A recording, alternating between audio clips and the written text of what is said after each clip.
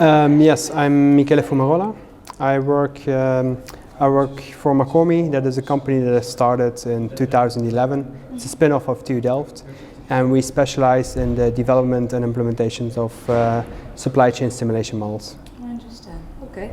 And what is your opinion on the importance of improving supply chain performance?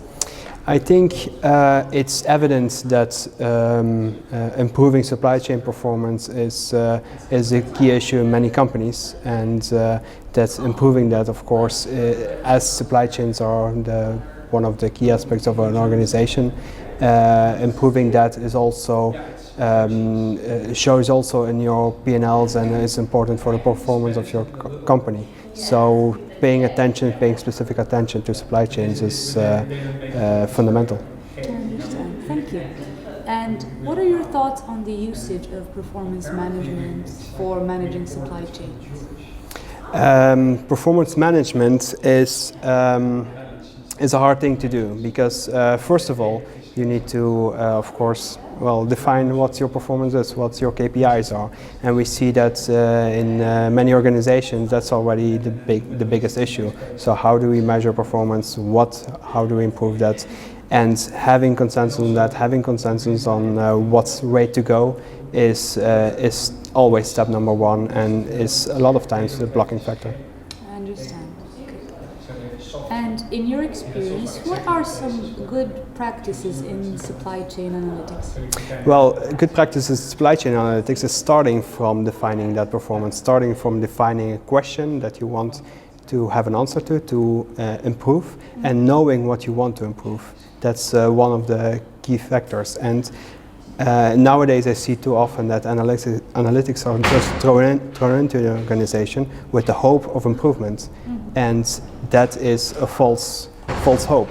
You have to starting from the question, trying to understand what you want to do, and then choosing the right analytical tool to solve that. I understand. Thank you. And could you name maybe some key trends for 2015 in supply chain analytics?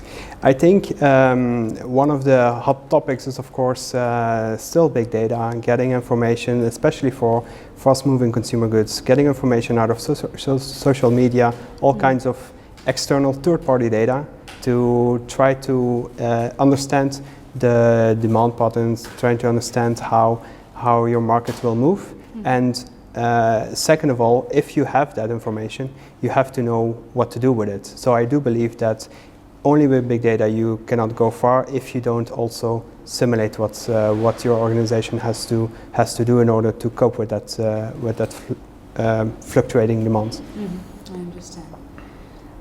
Speaking of difficulties, what do you believe, or maybe in your experience, are the main difficulties that you have encountered in supply chain analytics?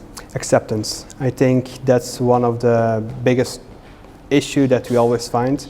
As the models grow bigger, as the models are more complex, we are capable of making very advanced models. We take technology, we take methods from academia and implement them. But if you cannot make them understandable, you won't be able to implement them into organization. So on the one hand side, explain those models. That's the important part, and if you have that, you can go very far with what you can improve in your organization, I think. I understand.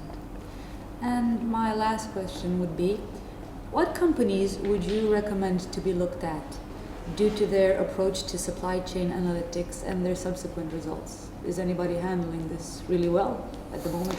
Well, I think there is a lot that university spin-offs are doing. A lot of companies on big data, a lot of companies on analytics look at supply chain from a different angle. For instance, a lot of computer science is into there. So the kind of small agile companies are the best one for them to do these kind of projects, I think, because the larger, let's say, the large systems implementers, those are the ones that will try to do standards implementations, whereas I do think that the agility, the way of trying to develop new things that are better fitted for an organization, and also sometimes taking risks, is the better way to go. Okay.